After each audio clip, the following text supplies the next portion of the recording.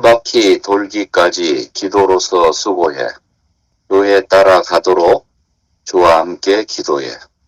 큰 바퀴 돌기까지 기도로서 수고해. 교회 따라가도록 주와 함께 기도해. 11월 17일 금요일 아침 부금. 동역자 김기아. 잘 잤니? 어머니. 주님 이름 부르고 시작할까? 오 주 예수님. 아멘. 오 주 예수님. 오늘 말씀은 고린도전서 1장 9절 말씀 볼 거야. 여러분은 그분을 통하여 그분의 아들 우리 주 예수 그리스도의 교통 안으로 부름받았습니다. 아멘. 다음 에베소서 5장 8절.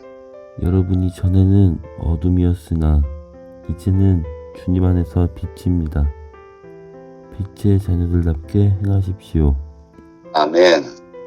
아들아, 우림과 둠밈이 더해진 가슴바지를 오늘날에 적용할 때 인도하는 이들은 성도들과 그리스도를 그들의 마음에 품는 것이 요구된단다. 그래야만 그들은 하나님의 인도를 얻기 위해 성도들의 상태와 그리스도의 온전하심을 알 수 있게 돼. 이러한 인도하는 이들은 주님께서 비추시는 빛을 보아야 하고 성도들을 읽어야 하는데, 그럴 때 그들은 그들의 지방에 있는 교회에 관하여 주님의 인도하심을 받을 수 있을 것이라. 하나님께서 우림과 둠밈이 있는 가슴바지를 통해 말씀하시는 방식은 우리가 기대하는 것과는 정반대인데, 하나님은 빛을 내고 있는 보석들을 통해 말씀하시는 것이 아니라 어두워진 보석들을 통해 말씀하신다고 했지. 이것은 하나님께서 부정적인 상황들을 통해 말씀하신다는 것을 뜻해.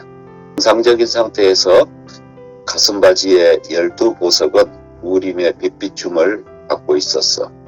그런데 갑자기 어떤 단어가 새겨진 한 보석이 어두워지곤 했지. 이렇게 특정한 보석이 어두워지는 것이 하나님의 즉각적인 말씀하심이었고, 하나님은 갑자기 어두워진 보석을 통하여 말씀하셨단다. 아들, 하나님은 가슴바지를 통해 어떻게 말씀하셨다고 했지? 하나님께서 우림과 둠밈이 있는 가슴바지를 통해 말씀하시는 방식은 우리가 기대하는 것과는 정반대이야. 하나님은 빛을 내고 있는 보석들을 통해 말씀하시는 것이 아니라 어두워진 보석들을 통해 말씀하신다고 했어. 그렇지. 바울의 서신들과 주 예수님께서 아시아에 있는 7교회에게 보내는 7서신은 모두 이 원칙에 따라 기록되었단다. 이 서신들은 교회들 안에서 발견되는 긍정적인 것들에 따라서가 아니라 교회들의 부정적인 상황에 따라 기록되었지. 고린도에 보내는 바울의 첫 번째 서신서를 예로 들어보자. 바울은 자신이 고린도의 부정적인 상황을 읽어낸 것에 따라 고린도 전서를 썼는데, 그러나 그가 쓴 서신서가 부정적인 것들에 근거할지라도 이 서신서에서 바울은 긍정적인 것들, 곧 그리스도의 품성을 교회에게 공급했단다. 오늘날 그리스도인들 가운데 있는 문제는 너무나 많은 어둠이 있기 때문에 하나님께서 그 어둠을 드러내실 길이 없다는 것이야. 모든 것이 어둠 속에 있다면 그 속에서 어떤 물체가 어디에 있는지 지목하는 것은 어려운 일이거든.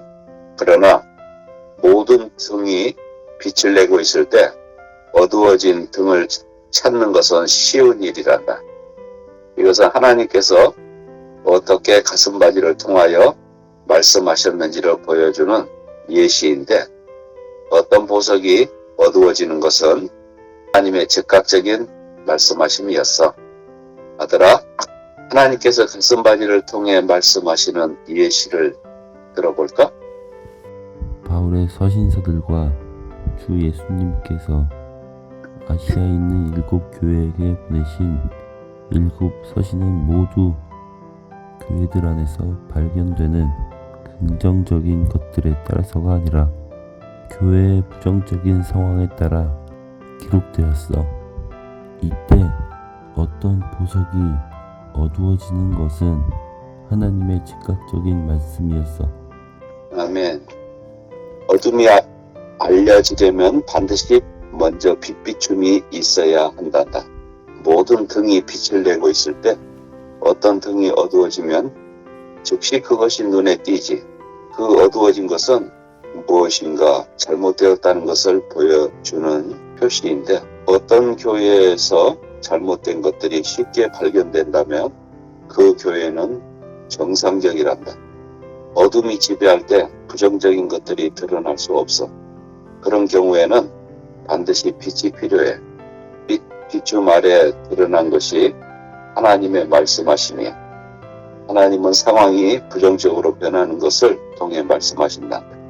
이런 종류의 부정적인 상황은 그리스도가 부족하다는 것을 보여주는 표시이고, 이런 식으로 부정적인 상황들을 읽어냄으로써 우리는 하나님의 인도를 알게 되지.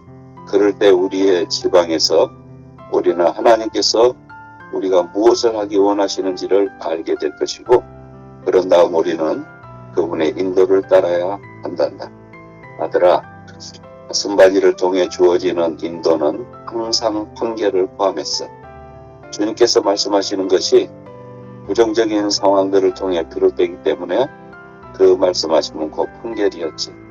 바울이 받은 빛비춤 아래서 어둠이 드러났는데, 바울은 그의 몇몇 서신서들을 교회들 안에 있는 성도들의 어둠에 따라, 즉 그들의 부정적인 상태에 따라 기록하였어. 바울은 고린도에 있는 교회에 존재했던 어떤 어두운 부분들, 곧 하나님의 판결을 보여주는 글자가 되는 부분들을 보았기 때문에 판결의 책인 고린도 전후서를 쓸 수 있었단다.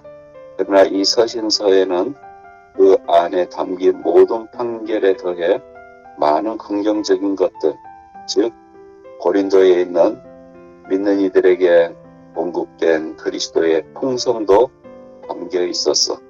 이것이 하나님께서 말씀하시는 방식이야. 구약과 신약 모두에서 하나님의 말씀하심은 부정적인 상황에 따른 것이지만 그분의 백성을 위한 공급이신 그리스도의 풍성을 공반한단다. 아들아, 바울의 고린도 전후서를 통해 하나님은 어떻게 말씀하셨지? 바울은 고린도에 있는 교회에 존재했던 어떤 어두운 부분들, 곧 하나님의 판결을 보여주는 글자가 되는 부분들을 보았기 때문에 판결의 책인 고린도 전후서를 쓸 수 있었어. 그러나 이 서신에서는 믿는 이들에게 공급된 그리스도의 풍성도 담겨 있었어. 이것이 하나님께서 말씀하시는 방식이야. 그래, 하나님의 인도하심은 참으로 놀랍구나. 오, 주 예수님, 우리가 전에는 어둠이었으나 이제는 주님 안에서 빛입니다. 이제 빛의 자녀들답게 행하기 원합니다. 아멘.